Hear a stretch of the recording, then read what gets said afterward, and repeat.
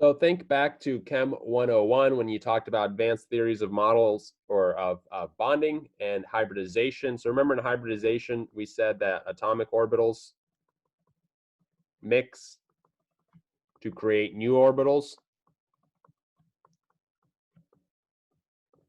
which are then responsible for the bonding of the compound. And so remember, hybridization seems very complicated, but it's pretty simple to figure out. It's just the number of things attached or number of things there. And so these other things can be other atoms,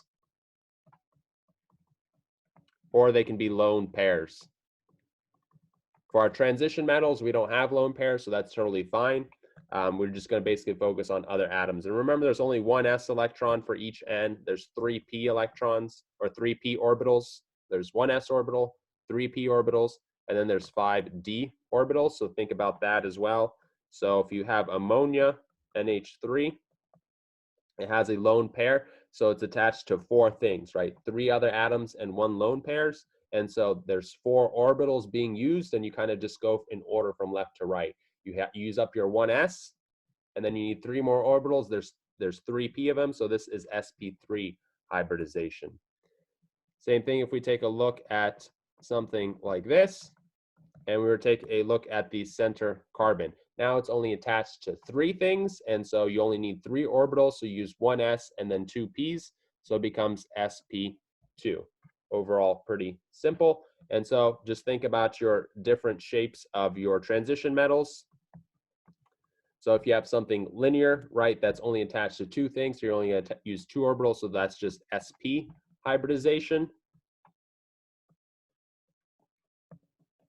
If we think about a tetrahedral setup, now we're attached to 4 things. So our 1s orbital and then our 3p orbital. So that's sp3. Here's where it kind of gets a little weird and confusing. But if you have a square planar setup, that's also 4 things. So you might be thinking sp3, but if you used sp3, you'd end up with a tetrahedral geometry. And so what happens here is we use a d orbital instead of a p orbital. So this actually becomes dsp2. So 2p orbitals, 1s orbital, 1d orbital. But overall, you can still see 4 total orbitals used. And then finally, the octahedral setup. Right, and so you can think 1, 2, 3, 4, 5, 6 things. In this case, we're going to use all of our orbitals. So s, sp3, we need 2 more orbitals, and so it's d2, sp3. So we just put the d in front. So overall, this kind of hybridization, you can use it to explain the shape of the atom, but it doesn't really explain the properties.